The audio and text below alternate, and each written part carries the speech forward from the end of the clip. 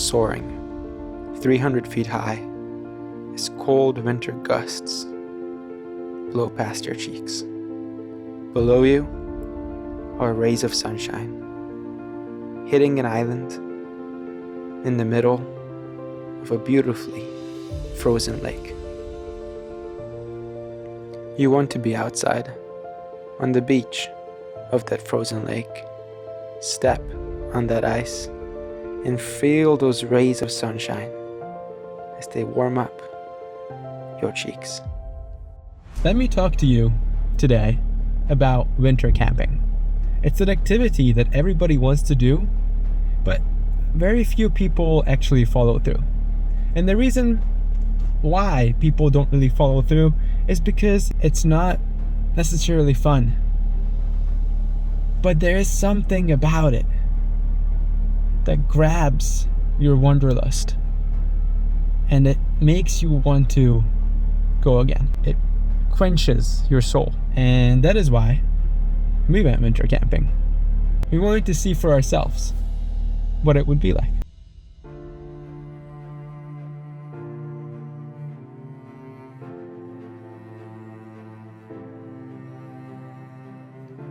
Winter is coming to an end, and the snow and ice is melting. But winter in Minnesota gets quite cold, and I mean frigid. Just a few days ago, that says negative 14 degrees on the dash. And those little huts you see are ice fishing huts over a frozen riverbed. It was 20 degrees when we went camping. That is below freezing still, but not so bad.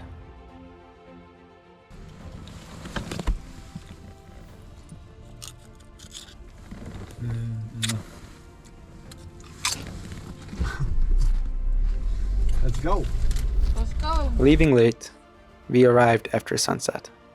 Battling the cold, we built a small fire that melted the snow in the pit and prepared for a cold night ahead. A few quick tips here. I would say to have a rooftop tent if possible. It helps. You don't need to have one. You know, people say that the more uncomfortable you are in life, the longer you live. And trying to stay warm in any means necessary is also a very key, important factor in winter camping. But I'm not here to educate. I'm here to entertain. And that is why my narrator voice better suits some of these segments. That dirt road is the one we turned down on after sunset.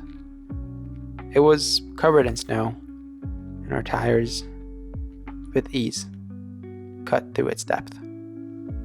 After going through a small brook of pine trees, we quickly reached our destination. It was dark, but in the morning, when we woke up, we really found ourselves in a small paradise. As far as northern Wisconsin can be a small paradise.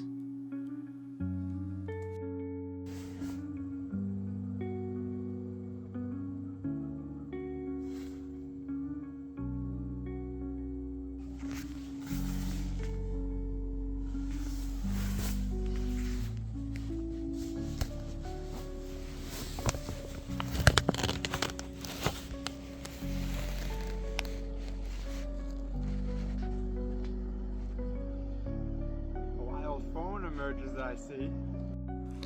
Admittedly, and as always, Bucket was the first one to wake up, but not necessarily the one to first get let out of the tent. Little chilly, huh?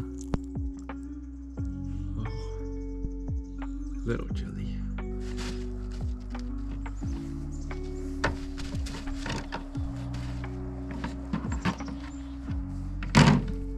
It was a quiet morning.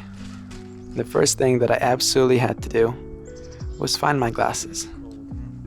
So once I found them, it was only fair that I also let Bucket know how much she's loved.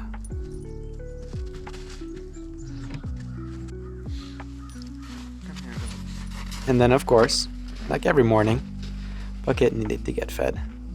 She was a trooper last night. It was cold. She was cold. We were cold at times, not in the tent. The tent was wonderful. But she survived. And she deserves all the food that she can get. The water is a little deceptive because it froze up overnight. And I had to first break it up to then be able to pour it into Bucket's bowl like that. With the essentials complete, I built a fire and started getting ready to welcome Bee into our company.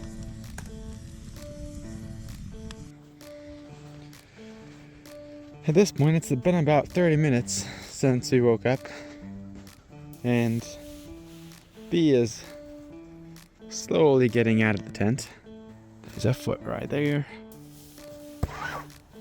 How do people put the packs, the warming packs, in their socks?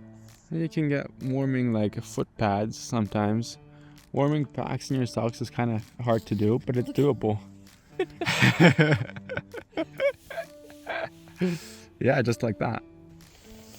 And Bucket has gone around, sniffed at all the snow, and is cleaning her paws. The snow that's stuck between her little fingies, which there are many. Lots of snow stuck in there between her fingies.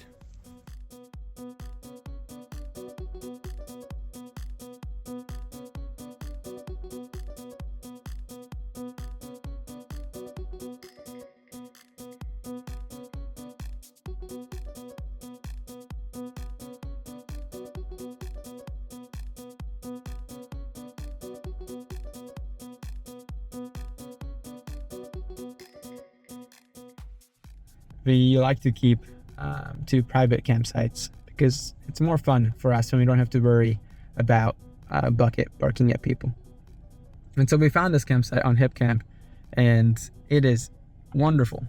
It doesn't seem like much, unfortunately, but it truly was a lake that was frozen over all to ourselves. All right, next potato. At night, we cooked up some potatoes wrapped in foil in the hot embers of the fire pit. It was just some salt, oil, and pepper, and they made for a really nice breakfast, and doubled as quite literal hot potatoes as they kept us warm at night. Coffee time. Coffee time. I'm using the Koi press, coffee French press that my dad got me when I was a freshman in undergrad. And living in the dorms, and I needed to get my black coffee somehow because I was already addicted. And she's still addicted. I wouldn't say addicted. I'm an appreciator. This coffee. A connoisseur. This is called letting the coffee bloom. These little bubbles is the CO2 releasing from the coffee, and it will start being rainbow colored. No way. Mm-hmm. It's starting to become rainbow now. A little bit like soap. This is what produces the crema on top of the coffee. It's very smart. You know that. All right, press it. It's not ready. It's not ready to do. Bucket, what do you think about that? She would like to eat snow instead. I'm gonna brush her.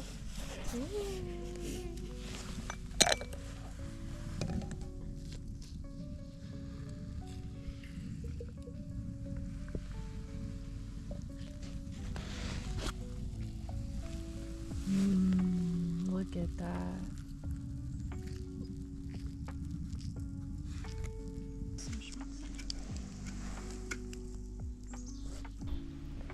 To the coffee and beyond. Our first winter camping. Many more to come? We were happy, and we continued our day with all the activities we likely would have done at night the day prior.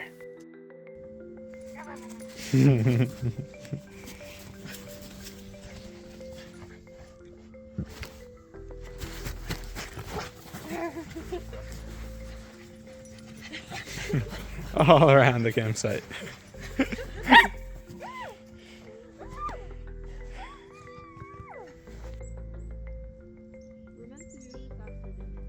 Oh, well, technically we are after dinner. During that game, when you fill in blanks in a story and it creates something really funny, that's what this is. It's horror themed. What's your least favorite forest creature? My least favorite forest creature? A bucket. Okay, are you ready? She's a bad forest creature. Are you ready? Yeah, I'm ready. One icy and malign night, Ooh. after they'd eaten a fantastic meal of potato and soup, a bunch of campers sat down around the campfire. Suddenly, they heard a screeching from the nearby icy lake. And because they weren't very textured, instead of calling the worm, they went to investigate. The worm. They followed the sound deeper and deeper into the icy lake until they came to a large coffee shop. Oh, really? In the middle of the icy lake? That was mine, Mm. because I would love to be at a coffee shop. Just kidding, I like this. A horrifying sight greeted their eyes: a chupacabra. After a slimy and futile struggle, the campers found their bodies were never found. The end. Sleep tight and don't let the bucket bite. Wait, what? After a scary and slimy fight, the campers found their bodies were said- never found? I asked you for a verb past tense and you said found. And their bodies were never found. And their bodies were never found. But always remember, don't let the bucket bite. Don't let the bucket bite. You guys want to see a bucket bite?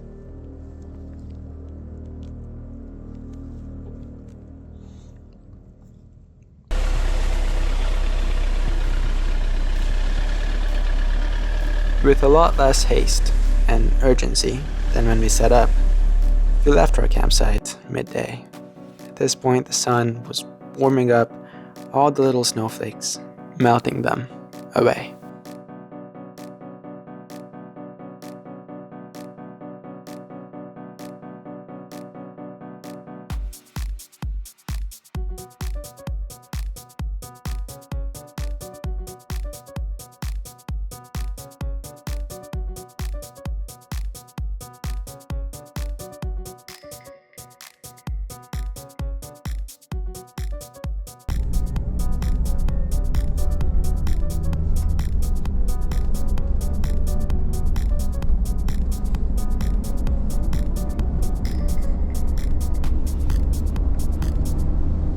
We were cold, but we had so much fun. So much fun. And even though it sucked, similarly to how through hiking or backpacking might be a little strenuous, there is something about winter camping that will make me come back. But it's not gonna be this shot, but rather this one. And so, I want to leave you with a weather folklore. The higher the clouds, the better the weather.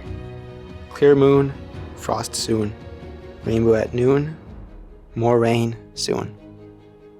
Cold is the night when the stars shine bright. Trout jump high when rain is nigh. Sunshine shower won't last an hour.